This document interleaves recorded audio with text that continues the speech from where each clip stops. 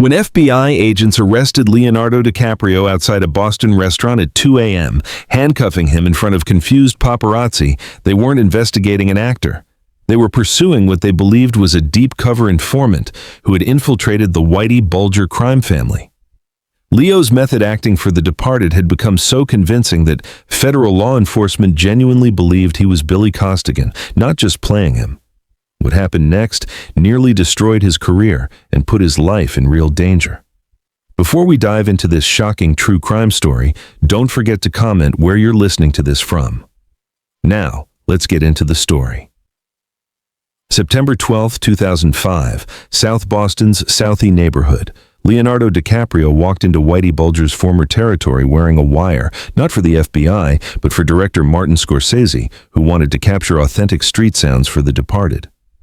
What Leo didn't know was that several of Bulger's former associates, recently released from federal prison, were still operating in the neighborhood and had been watching him for weeks.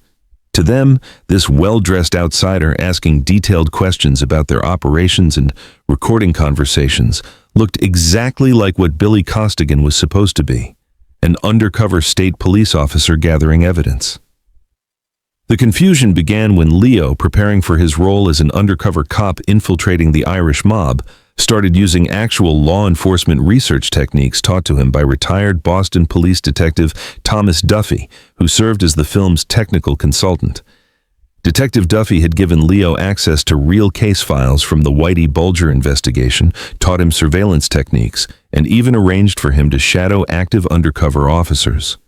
Leo wanted to understand not just how to act like a cop pretending to be a criminal, Duffy later testified, but how to think like someone living a double life under constant fear of discovery. The problem was that Leo's method acting had become indistinguishable from actual undercover work. He had adopted Billy Costigan's backstory so completely that he was using it in real interactions with Boston locals. When approached by suspicious characters in South Boston bars, Leo would respond with the detailed criminal history that screenwriter William Monahan had created for his character, complete with specific references to local crimes, prison sentences, and criminal connections that sounded remarkably authentic to people who had lived that life. Matt Damon, meanwhile, was having his own complicated relationship with the source material. Playing Colin Sullivan, the mob informant who had infiltrated the state police, Damon had grown up in nearby Cambridge and had personal knowledge of the real people and events that inspired the film. Unlike Leo, who was approaching the material as an outsider, Damon understood the genuine danger of what they were portraying.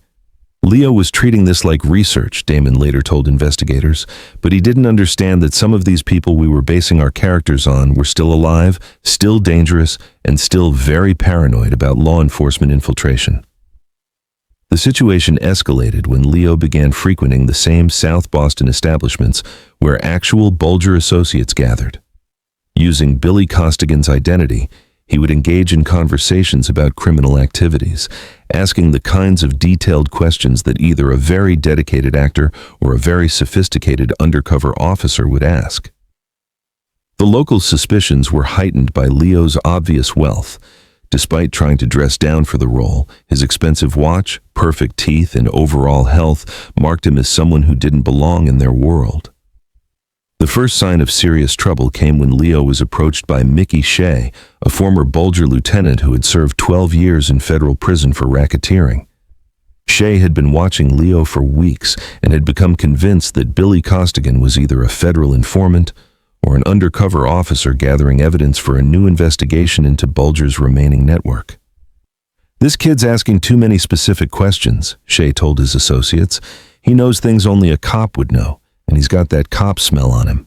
The FBI's interest in Leonardo DiCaprio began when their ongoing surveillance of former Bulger associates captured him on multiple recordings discussing criminal activities with remarkable specificity and apparent inside knowledge. Special Agent Rebecca Torres, who had spent 5 years infiltrating the remnants of Bulger's organization, was reviewing routine surveillance footage when she noticed someone who appeared to be conducting his own parallel investigation. Subject appears to be a white male, late 20s, well-educated, asking targeted questions about historical criminal activities and current operations, her report noted. Recommend immediate identification and assessment of potential threat to ongoing federal operations. The Bureau's confusion deepened when they ran DiCaprio's image through facial recognition software and discovered he was a Hollywood actor. This revelation, rather than clearing up the mystery, made federal investigators more suspicious. Either this is the most elaborate cover story we've ever encountered, Agent Torres briefed her supervisor, or we're dealing with an actor who has somehow gained access to classified information about our operations and is using it for unknown purposes. Meanwhile, Leo's relationship with Matt Damon was deteriorating in ways that reflected their characters' antagonistic dynamic. Damon, who understood the real-world implications of their roles, became increasingly frustrated with Leo's immersive approach. "You're playing with fire," Damon warned him after learning about Leo's unauthorized visits to South Boston. "These aren't characters in a script, Leo. These are real people who have killed real people, and you're walking around their neighborhood pretending to be a cop." The tension between the two actors reached a breaking point during filming of the rooftop confrontation scene. What was supposed to be a controlled dramatic sequence became genuinely hostile when Leo, deep in character as Billy Costigan, accused Damon of protecting criminal scum using information that wasn't in the script, information that Leo had gathered during his real-world interactions with former Bulger associates. Damon's response was equally unscripted and personal. "At least I'm not stupid enough to get myself killed playing dress-up." Martin Scorsese, directing the scene, noticed that the hostility between his two leads had become uncomfortably real. There was something in Leo's eyes that wasn't acting, Scorsese later recalled. He was genuinely paranoid, genuinely angry, and genuinely afraid. Matt was responding to that authenticity, but he was also genuinely concerned for Leo's safety. The line between performance and reality had completely disappeared. The federal investigation intensified when surveillance equipment picked up Leo meeting with Detective Duffy at locations that were also being monitored as part of ongoing criminal investigations. To FBI agents who didn't know about the film production, these meetings looked like an undercover officer receiving instructions from his handler. The conversations, which focused on authentic criminal behavior and law enforcement techniques, sounded exactly like the kind of briefings that would occur between an experienced detective and his undercover asset. Agent Torres made the decision to approach Leo directly when surveillance footage showed him accepting what appeared to be payment from Detective Duffy, actually per diem payments from the film production, but to federal investigators, it looked like compensation for informant services. "We have an unidentified individual with apparent deep access to both criminal and law enforcement communities," Torres reported to her superiors. "Recommend immediate approach and assessment." The FBI's attempt to recruit Leonardo DiCaprio as an actual informant represents one of the most bizarre cases in federal law enforcement history. Agent Torres approached Leo outside his Boston hotel, identifying herself as federal law enforcement and requesting a private conversation about his activities in South Boston. Leo, still deep in character preparation and genuinely confused about why the FBI was interested in him, responded in a way that convinced Torres she was dealing with a sophisticated criminal trying to maintain his cover. "I don't know what you're talking about," Leo told Torres, using the exact words and defensive posture that Billy Costigan would use when approached by law enforcement. To Agent Torres, this response confirmed her suspicions that Leo was either a criminal with something to hide or an undercover officer trying to protect his identity. "Mr. Costigan," she said, using the character's name because she still believed it was Leo's real identity, "we know you've been gathering intelligence on former Bulger associates. We'd like to discuss a mutually beneficial arrangement." The conversation that followed was surreal. Agent Torres was trying to flip what she believed was a criminal informant, while Leo thought she was testing his character preparation for the film. When she offered him federal protection and compensation in exchange for information about South Boston criminal activities, Leo responded with enthusiasm, thinking this was an incredible opportunity for research. "This is exactly the kind of authenticity Martin is looking for," he told her, not realizing that his response had convinced a federal agent that he was agreeing to become an FBI informant. Matt Damon learned about Leo's FBI contact through Detective Duffy, who had been approached by federal agents asking about his relationship with Billy Costigan. Damon's reaction was immediate and alarmed. "Leo's lost his mind," he told Martin Scorsese. "He's so deep in this character that he's actually agreeing to work with the FBI. He thinks it's research, but they think he's a criminal. This is going to destroy his career and possibly get him killed." The situation reached a critical point when Leo, following Agent Torres's instructions, began actively gathering information from his South Boston contacts under what he believed was method acting supervision from federal law enforcement. He was essentially conducting real intelligence gathering operations while thinking he was doing advanced character research. The quality and specificity of the information he provided convinced the FBI that they had successfully recruited a valuable asset with unprecedented access to Boston's criminal underworld. Mickey Shea and his associates, meanwhile, had reached their own conclusions about Leo's true identity. Billy Costigan was asking too many questions, knew too much about law enforcement procedures, and had been seen meeting with people who looked like federal agents. In their world, there was only one explanation. He was a cop, and cops who got too close to their operations had a tendency to disappear permanently. The death threat came through Detective Duffy, who received an anonymous call warning that the actor playing cop is about to find out what happens to real cops who stick their noses where they don't belong. Duffy immediately contacted both Martin Scorsese and the FBI, realizing that Leo's method acting had created a genuine life-threatening situation. "We have a civilian who is being targeted by federal suspects because they believe he's law enforcement," Duffy reported. "And we have federal agents who believe he's a criminal informant.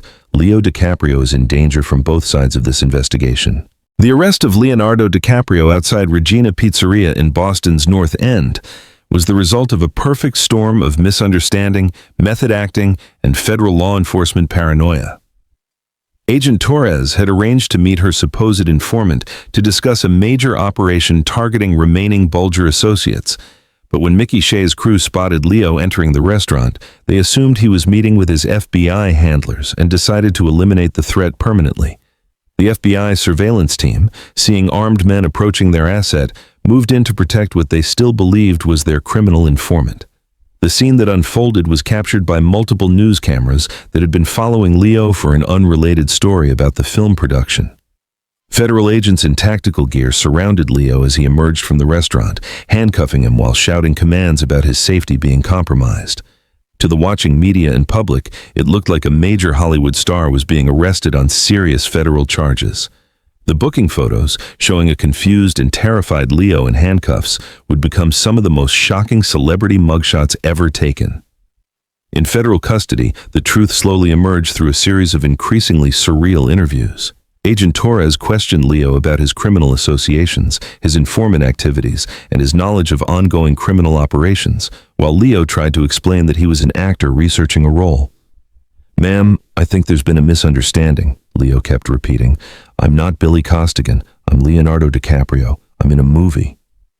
Agent Torres's response, documented in federal transcripts, was, "Mr. Costigan, we understand you need to maintain your cover identity, but you're in federal custody now. You can drop the act." The breakthrough came when Martin Scorsese, accompanied by Warner Brothers legal representatives and multiple witnesses from the film production, arrived at the federal building with documentary evidence that Leo was indeed an actor preparing for a role.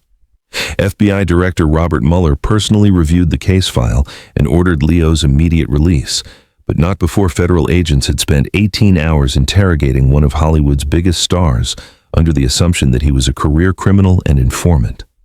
Matt Damon's reaction to Leo's arrest was complex and revealing.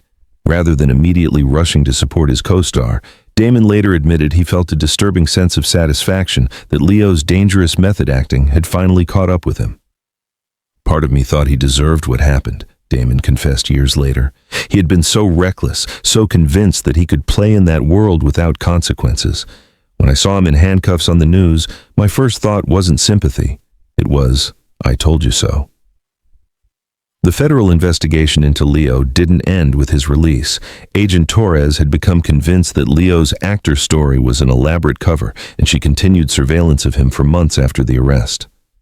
FBI documents obtained through Freedom of Information Act requests years later revealed that federal agents monitored Leo's communications, tracked his movements, and investigated his finances, looking for evidence that he was actually involved in criminal activities beyond what they had already documented. The psychological impact on Leo was devastating. He had experienced the genuine terror of believing his life was in danger from both criminals and law enforcement, and the trauma of being treated as a suspect in a federal criminal investigation. Dr. Sarah Walsh, the therapist who treated Leo after the incident, noted in her confidential files that he exhibited symptoms consistent with someone who had actually been undercover: paranoia, hypervigilance, and difficulty distinguishing between his real identity and his character identity. The completion of The Departed took place under unprecedented security measures. Warner Brothers hired private security firms to protect both Leo and Matt Damon, while federal agents continued their surveillance of the production, still uncertain about Leo's true identity and activities. The film that emerged from this chaotic and dangerous production process captured an authenticity that came from the genuine fear, paranoia, and psychological trauma that its stars had experienced. Leonardo DiCaprio's performance as Billy Costigan was praised for its raw intensity and authentic portrayal of someone living under constant threat of discovery and death. Critics noted the genuine fear in his eyes, the realistic paranoia in his behavior, and the convincing way he portrayed someone whose identity had become dangerously fluid. They had no idea that these elements came not from acting technique, but from Leo's real experience of having his life threatened by both criminals and federal agents. The film's success was overshadowed by the lasting damage to relationships and careers. Leo and Matt Damon never worked together again, their professional relationship permanently damaged by the events of the production. Damon later described feeling genuinely afraid of Leo during filming, not because of any physical threat, but because Leo's psychological state had become so unstable that Damon couldn't predict his behavior. The FBI's investigation of Leo continued for 2 more years after The Departed's release. Agent Torres, despite evidence that Leo was indeed an actor, remained convinced that his Hollywood career was an elaborate cover for criminal activities. Her obsession with the case eventually led to her removal from the Organized Crime Task Force and early retirement from federal service. In a final report, she wrote, "Subject DiCaprio's performance as a criminal informant was so convincing that it suggests either exceptional acting ability or actual experience in that role. Recommend continued monitoring." Mickey Shea, the former Bulger associate who had threatened Leo's life, was arrested 6 months after The Departed's release on unrelated charges. During his interrogation, he revealed that his crew had planned to kill Leo before the FBI arrest prevented it. "We thought he was a cop," Shea told investigators. "He was asking the right questions, meeting with the right people, acting exactly like someone who was working with the feds. If they hadn't grabbed him first, we would have taken care of the problem permanently." The legal aftermath included multiple lawsuits. Leo sued the FBI for false arrest and violation of his civil rights, settling for an undisclosed amount and a formal apology from the Department of Justice. Warner Brothers sued the FBI for interference with their production, also settling out of court. But the most significant legal consequence was the establishment of new protocols requiring law enforcement agencies to be notified when film productions involve active crime scenes or ongoing investigations. Today, The Departed is studied in both film schools and law enforcement academies as an example of how the pursuit of authenticity in art can create real-world consequences. Leo's method acting techniques are now used as cautionary examples in actor training programs, demonstrating how immersive character work can become psychologically and physically dangerous when it intersects with actual criminal activity. Leonardo DiCaprio never again took a role that required extensive interaction with actual criminals or law enforcement. His subsequent choice to focus on historical figures and environmental activism was seen by industry insiders as a deliberate decision to avoid the kind of real-world complications that had nearly destroyed his career and his life during The Departed. The spinning top from Inception might have been a symbol of questioning reality, but for Leo, the real lesson came from South Boston. Sometimes, method acting can become too real, and the consequences extend far beyond the movie theater. The final irony of the entire affair was revealed in Martin Scorsese's director's commentary on The Departed's DVD release.